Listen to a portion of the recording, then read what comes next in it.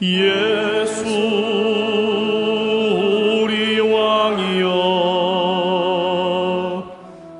이곳에 오셔서 보좌로 주여 임하사 찬양을 받아 주소서. 주님을 찬양하오니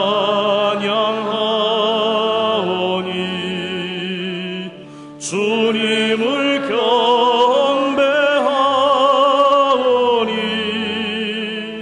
왕이신 예수여 오셔서 좌정하사 다스리소서.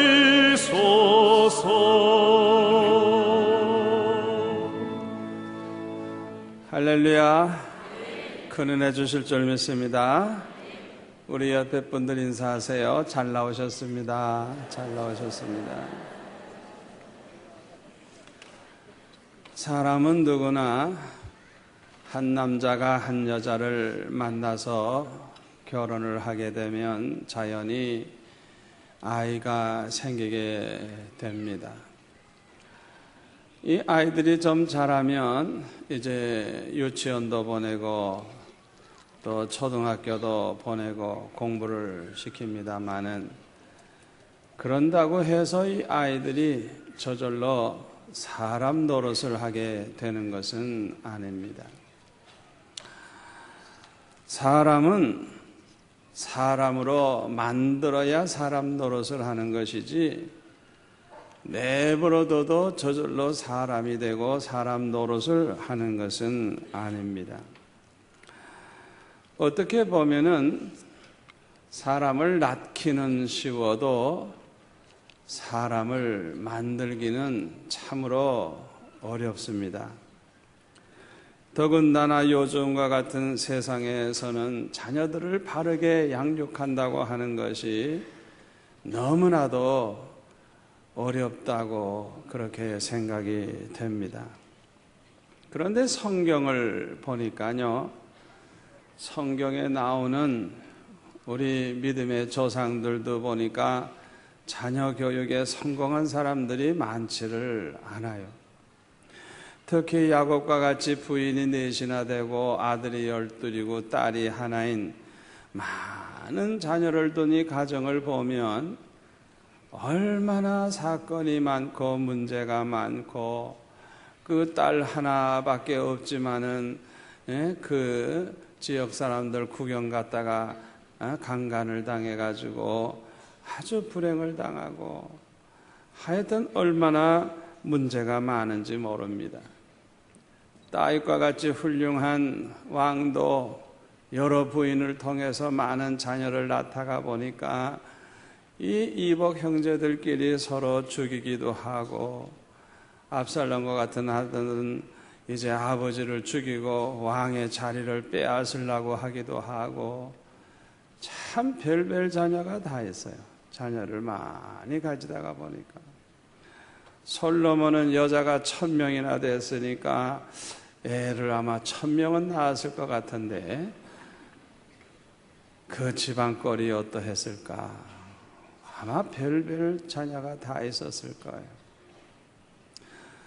그래서 그런지 하나님께서는 아브라함이나 이삭과 같은 이 믿음의 조상들에게는 자녀를 많이 주지는 않았어요. 아브라함과 같이 이렇게 훌륭한 믿음의 사람에게 그 자손을 하늘의 별과 같이 많게 하리라고 했는데, 실제로는 100세의 아들 이삭 하나밖에 낳지 않았어요. 그래서 성경에 보면 이 이삭 하나만은 그래도 빤듯하게 잘 키운 것을 볼 수가 있습니다. 이삭은 리브가와 이제 결혼을 해서 쌍둥이 아들을 낳죠. 그런데 큰아들 에서는 신앙이 없어요. 그는 후에 에돔 족속의 조상이 되고 작은 아들 야곱은 그래도 믿음으로 살아서 이스라엘 민족의 조상이 됩니다. 그러니까 이삭과 같은 그런 훌륭한 믿음의 조상도 50% 성공한 거예요. 아들 둘 하나님이 주셨는데 그 아들 둘도 제대로 믿음으로 키우질 못한 거예요. 여기에서 우리는 자녀들을 바르게 양육한다고 하는 것이 얼마나 어려운 일인가, 우리가 성경을 통해서도 잘 알 수가 있는 것입니다. 저는 이제 나이가 60이 넘어가지고 돌이켜 생각을 해보니까 딸 둘을 낳고 또 좀 나중에 아들 하나를 낳았습니다마는 이들이 그래도 반듯하게 자라나 준 것을 생각하면 이거는 전적으로 하나님의 은혜라고 고백하지 아니할 수가 없어요. 자녀를 키워보니까 내 힘으로는 어찌할 수 없는 그런 무력함을 느낄 때가 얼마나 많았는지 몰라요. 그래서 하나님 앞에 눈물로 기도 많이 했어요. 다 지나고 보니까 내 힘으로 이 아이들을 키운 게 아니고 하나님의 은혜로 키웠구나 생각해 보니까 모든 영광을 하나님께 돌리지 아니할 수가 없습니다.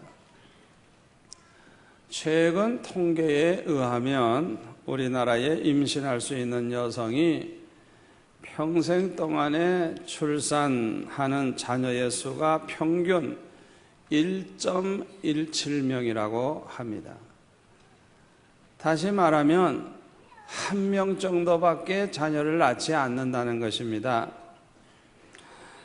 이 통계는 전 세계에서 아이를 가장 적게 낳는 나라라는 결과입니다. 여러분, 지금 우리나라가 그 정도입니다. 지구상에서 한국과 같이 애 안 낳는 나라가 없는 것입니다.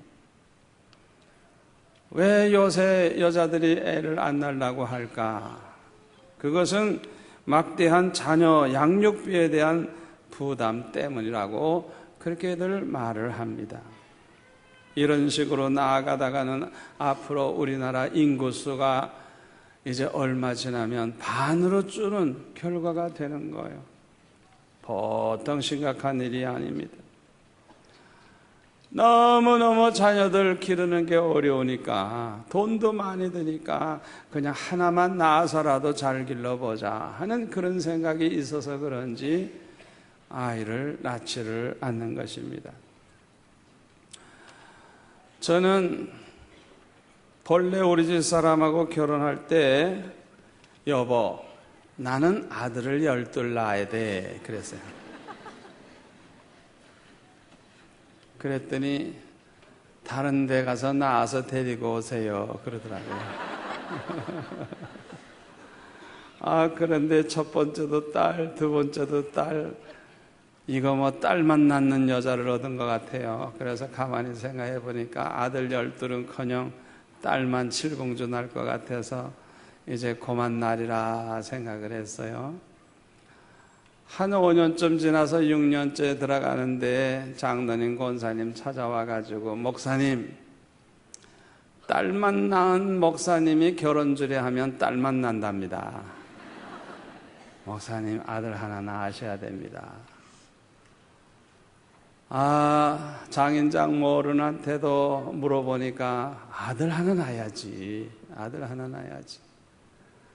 우리 집 사람이 사면 쳐갑니다. 여보, 어쩌면 좋아요. 그래서 제가 그랬습니다. 여보, 아들을 마음대로 낳는 줄 알아? 하나님이 주셔야 낳지. 기도해, 기도해. 기도하면 줄 거야. 그래가지고 6년째 되는 해에 아들을 낳았어요. 그래서 3남매를 길렀는데요. 지금 후회하는 게 뭐냐? 아이고, 아들 하나 더 낳을걸. 얼마나 후회가 되는지. 이왕 낳는 김에 하나 더 낳을걸. 딸들은 어렸을 때부터 한 방에서 둘이서 얘기하고 소꿉장난하고 같이 공부하고 같이 노니까 참 좋은데, 이 막내둥이 아들은 어리지만은 남자니까 또 독방을 쓰거든요. 그 혼자 얼마나 외로워요. 말할 친구도 없고 그냥 혼자서 이렇게 자라난 걸 가만히 보니까 아이고, 하나 더 날 걸. 얼마나 후회가 되는지 몰라요. 예수 안 믿는 사람들은 하나씩 낳고 예수 믿는 사람들은 4명 이상 낳으면 좋을 것 같아요. 그래야 이 나라가 복음화가 될 거 아니에요. 아멘. 우리가 자녀를 성공적으로 잘 키우려고 하면 첫째로는 사람다운 사람으로 잘 키워야 합니다. 오늘 본문에 보니까 아비들아 자녀들을 노엽게 하지 말라 그래서요. 자녀들을 노엽게 하지 말라고. 자녀들을 자꾸만 노엽게 하면 성격이 사나워집니다. 성품이 안 좋아져요. 그렇기 때문에 자녀들을 그렇게 노엽게 하지 말라는 거예요. 그러면 자녀들이 어떠한 때에 노여워합니까? 첫째로는 시대가 변한다는 사실을 부모가 수용하지 못할 때 자녀들이 노여워하게 된다고 합니다. 참으로 지금은 시대가 많이 변했습니다. 그런데 부모가 그것을 무시하고 부모의 말대로만 하라고 자꾸 고집을 부리면 결국에는 자녀들과 충돌을 하게 되고 자녀들을 노엽게 하는 그런 결과가 되는 것입니다. 저는 그렇게 생각해요. 진리에 어긋나지만 않았다고 하면, 뭐 크게 잘못된 것이 아니라고 하면 이 시대의 변화를 잘 수용하는 게 좋다고 저는 그렇게 생각을 합니다. 그런데 사람은 누구나 나이가 많아지게 되면 자연히 이 시대적인 변화를 수용하지 못하게 되는 경우가 있어서 큰 문제가 되는 것입니다. 저는 가만히 생각해 보니까요, 제가 대학교 졸업을 해서 신학교 간 지가 벌써 40년 가까이 됐는데 10년이면 강산이 변한다고 했는데 40년 됐으면 4번이나 변한 거예요. 그러니까 제가 생각하고 제가 알고 있는 교회에 대한 생각은 아주 옛날 40년 전의 생각을 저는 가지고 있는 거예요. 그렇기 때문에 내 생각을 고집을 하고 내 생각대로 하려고만 하면 이 교회는 40년 전 교회로 오히려 후퇴하게 되는 것입니다. 그래서 저는 우리 부교육자들에게 항상 부탁을 하기를, 특별히 20대, 30대 젊은 전도사, 젊은 목사들에게 부탁하기를, 여러분들이 나를 좀 가르쳐라. 나는 옛날 사람이기 때문에 내가 이 시대를 잘 모르니까 잘 가르치라. 내가 배우겠다. 신학 공부를 해도 40년 전에 공부한 거하고 지금 공부한 거, 신학이 얼마나 발달하고 얼마나 발전했습니까? 그래서 저는 부교육자들에게, 특히 젊은 사람들에게 열심히 연구도 하고 큰 교회 찾아가서 자료도 뽑아오고 그래가지고 마음대로 새로운 계획도 세우고 하고 싶은 것을 다 해라. 그래서 우리 교회가 가장 앞서가는 교회가 되도록 만들라고 제가 그렇게 부탁을 해요. 그래서 우리 교육자들이 얼마나 열심히들 일하는지, 제가 보기에도 우리 교회는 한국에서는 물론 세계적으로 가장 앞서가는 교회 중에 하나가 된 걸 얼마나 감사한지 모르겠어요. 두 번째로, 자녀를 지나치게 통제할 때 자녀들을 노엽게 하게 된다고 합니다. 매사에 자녀를 지나치게 통제하게 되면 자녀들이 아주 소극적인 사람이 되기 쉬워요. 또 융통성이 없고 또 성장을 제대로 하지 못하고 또 반항심을 일으키는 그런 자녀가 되기가 쉽습니다. 그리고 이 자녀들은 부모의 곁을 빨리 도망치려고 하죠. 왜? 자꾸 부모가 통제하니까. 그렇기 때문에 아주 자녀 교육에 좋지를 못하는 것입니다. 세 번째로는 정반대로 전혀 통제하지를 않고 자녀들이 하자는 대로 그저 해달라는 대로 다 해주고 그냥 자녀들에게 너무 집착을 하게 될 때 아주 노여워하는 그런 자녀가 되기가 쉽다고 합니다.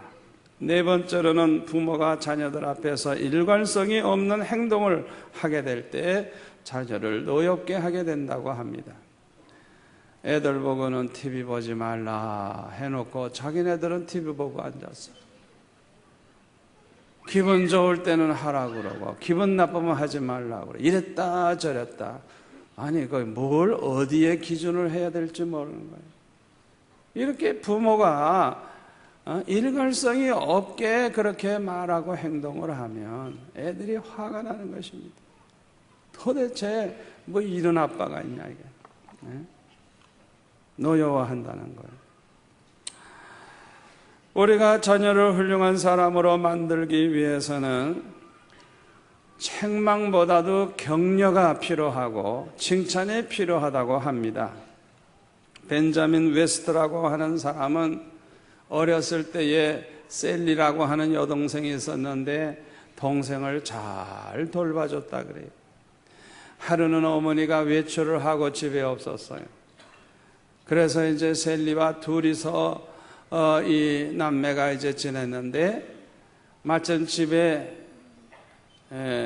여러 가지 그 색깔의 잉크가 있어서 그 셀리를 앉혀놓고 이 벤자민이 그림을 그리기 시작했어요.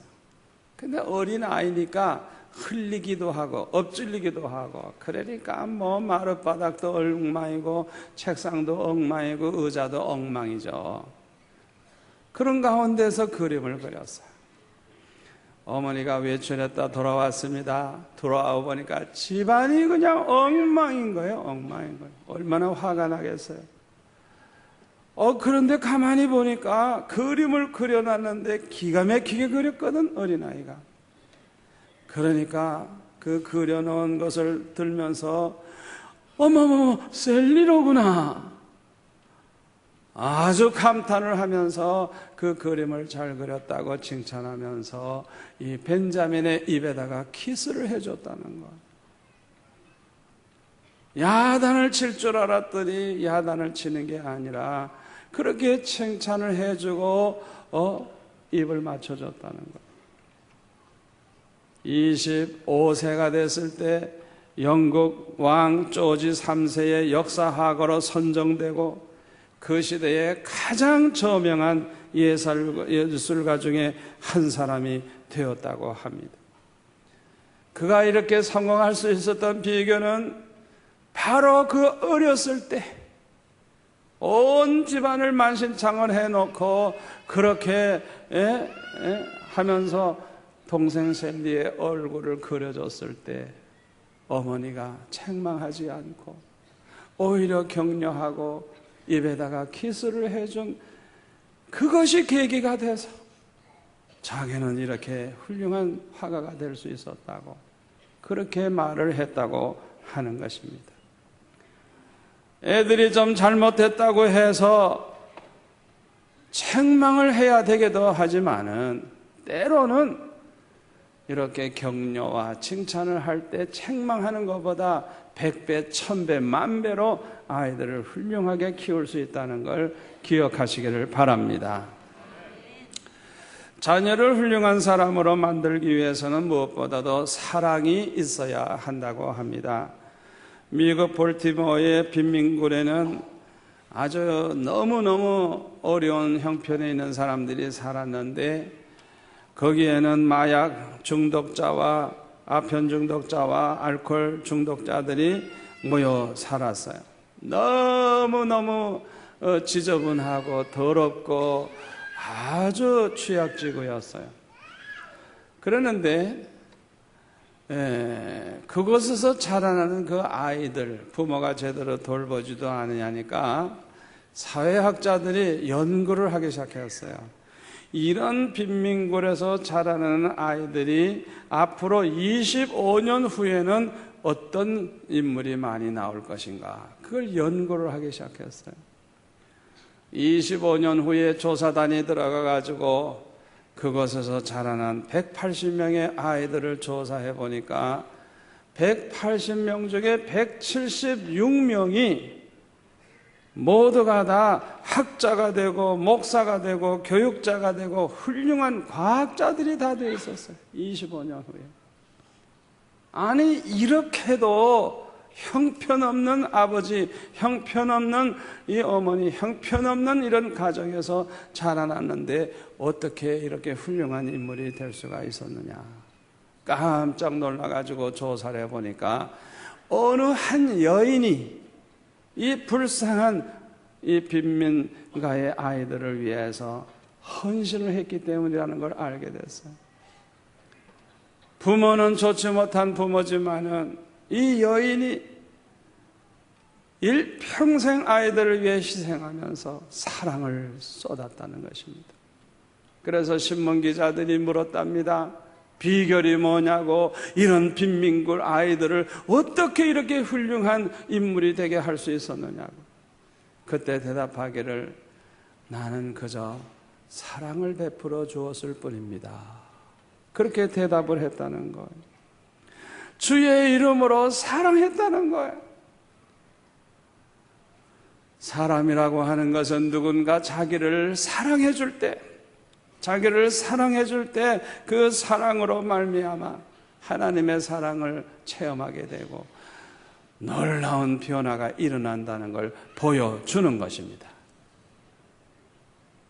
부모가 자식을 사랑할 때, 사랑받는 그 자녀는 절대로 삐뚤어지지 아니할 줄 믿습니다. 세 번째로는 자녀의 장점을 찾아서 잘 키워주어야만 훌륭한 사람이 될 수가 있습니다. 세계적으로 유명한 그 발명가인 에디슨은 아주 엉뚱한 아이였다고 합니다. 선생님이 하나 더하기 하나 하면 몇이냐 물어보면 애들은 둘이요 그러는데 이 에디슨은 하나요 그랬다는 거예요. 그러니까 뭔가 생각이 다른 아이예요. 어느 날 그 선생님이 어머니를 오라 그래가지고 나는 도저히 이 아이를 가르칠 수가 없다고, 이 아이는 가르칠 필요도 없을 것 같다고 하면서 데려가라고, 그래서 퇴학을 당했어요. 한 3개월 동안 집에서 노는데 얼마나 기가 차겠어요. 그러나 이 어머니는 낙심하지 아니하고 이 아들이 특별한 재능의 소유자라는 것을 그는 발견하게 되었습니다. 이 어머니도 교사의 경험이 있었기 때문에 이제 개인 지도를 하면서 이 아들을 키우기 시작을 했어요.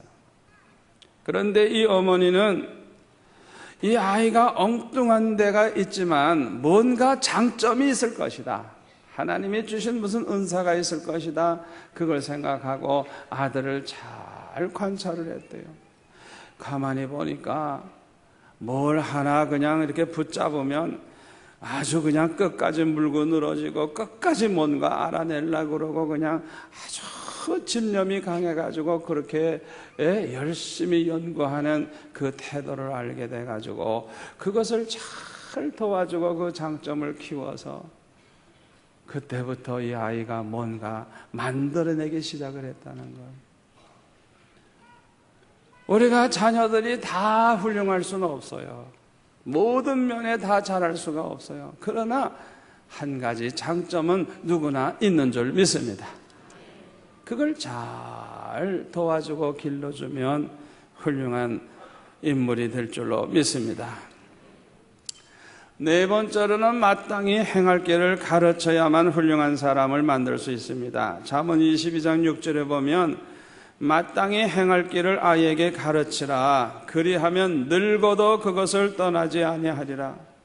어렸을 때 마땅히 행할 길을 가르치라는 거예요. 어렸을 때 가르쳐 놔야 늙어서도 그 길을 떠나지 않는다는 거예요. 디모데전서 5장 4절에 보면 만일 어떤 과부에게 자녀나 손자들이 있거든 저희로 먼저 자기 집에서 효를 행하여 부모에게 보답하기를 배우게 하라 그랬어요. 남편이 없는 과부 얼마나 힘들어요. 그들의 그 자녀들이 어렸을 때부터 효도를 행해서 부모의 은혜를 보답하는 걸 배우게 하라. 어렸을 때부터 그렇게 키우라는 거예요. 그것이 훌륭한 사람이 만들어지는 그런 방법인 줄 믿습니다. 우리가 자녀를 성공적으로 잘 키우려고 하면 무엇보다도 어렸을 때부터 하나님의 사람으로 만들어야 할 줄로 믿습니다. 이를 위해서는 어렸을 때부터 교회 생활을 잘 하게 해야 돼요. 록펠러는 6살이 됐을 때는 어머니가 데리고 다니지 아니하고 이제 너 혼자 교회 가라 그리고 보냈대요. 그전에는 손잡고 데려갔는데 이제는 네가 6살 됐으니까 이제는 네가 혼자 가도 된다 하고 교회를 보내면서 20센트의 돈을 용돈으로 주면서 11조를 드리라고. 그래서 그때부터 11조를 시작하고 그때부터 자기 발로 교회를 찾아가고 평생 죽을 때까지 11조를 했는데 그때 시작했다는 거예요. 6살 때. 그리고 그 어머니는 아들에게 말하기를 언제나 교회 가면 맨 앞자리에 앉아서 말씀을 잘 들어라. 그렇게 교육을 시켰는데 그 어머니의 말씀을 평생 순종을 해서 예배 때마다 언제나 맨 앞에 앉아서 예배를 드렸다는 거예요. 교회 생활을 벌써 6살 때부터 그렇게 철저하게 하도록 교육을 시켜서 평생 신앙생활도 잘하고 축복도 많이 받고 하나님의 일도 많이 하는 그런 하나님의 사람이 된 것입니다. 미국에서 의사, 변호사, 박사, 사장 등 사회에서 성공한 사람들을 조사를 해보니까요, 그 중에 85%는 그들의 부모가 교회에서 맡은 직분에 충성하는 모범적인 그런 기독교인들이었다라고 하는 것입니다.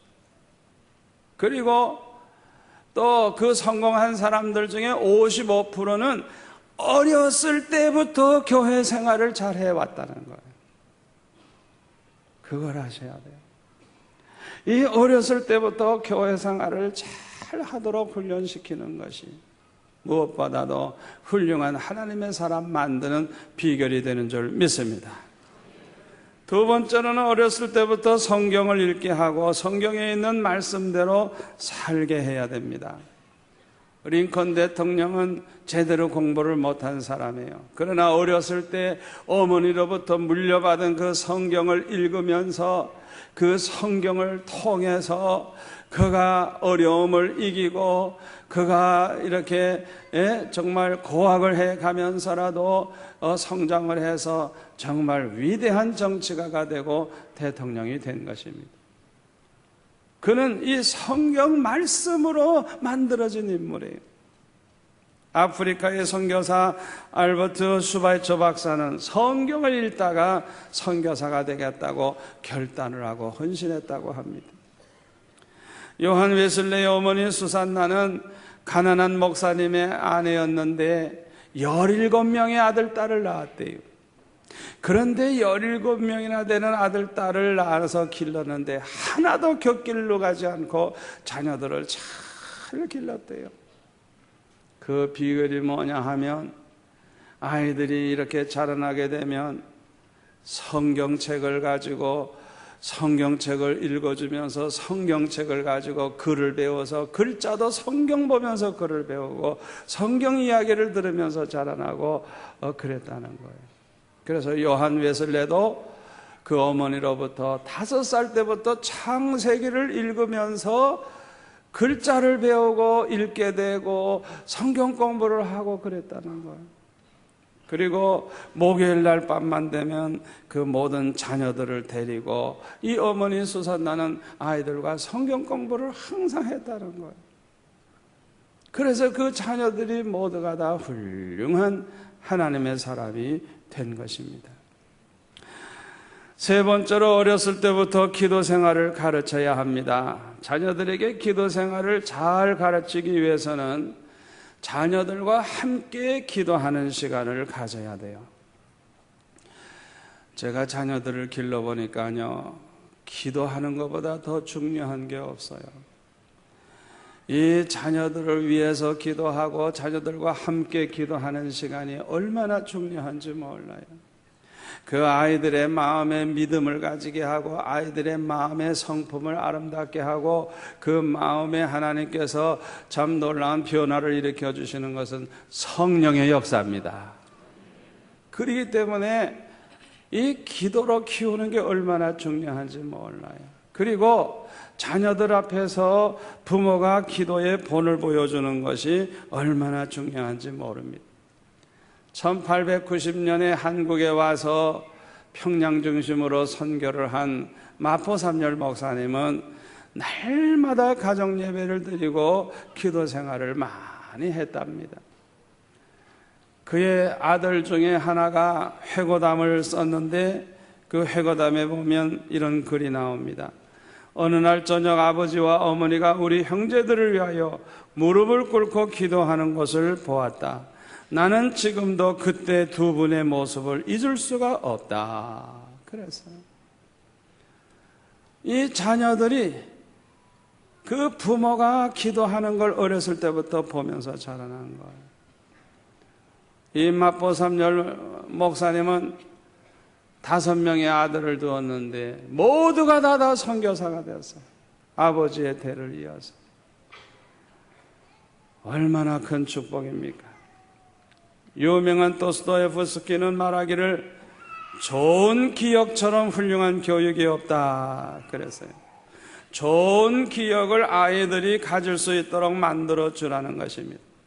어렸을 때의 좋은 기억, 그것이 많을수록 그 아이들은 훌륭한 인물이 된다는 거예요.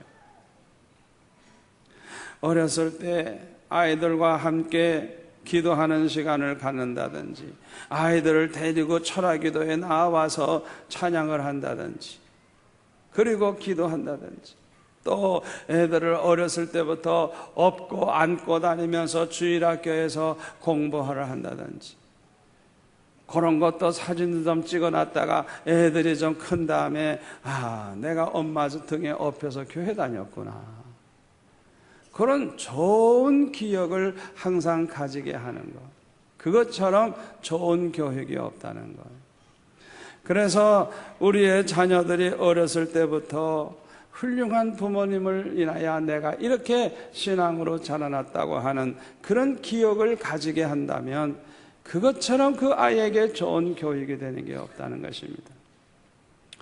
영국의 구세군의 아버지라고 할 수 있는 부수대장은 그 캐더린이라고 하는 부인을 통해서 8명의 자녀를 낳았는데 8명이 곁길로 간 자녀가 하나도 없고 모두가 다 그 아버지의 그 사업의 대를 이어서 모두가 다 헌신을 했다 그래요.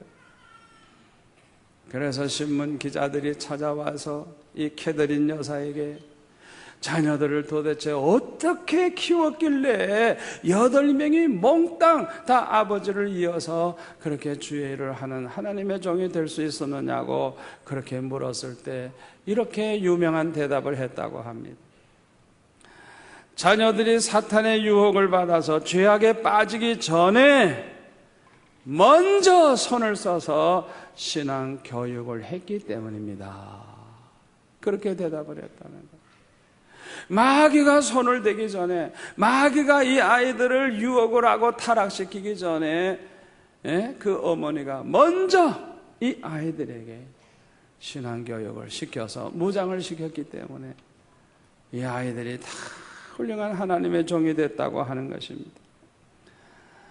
모든 교육은 다 그렇지만은 무엇보다도 신앙 교육은 일찍이 할수록 좋다는 걸 기억하시기를 바랍니다.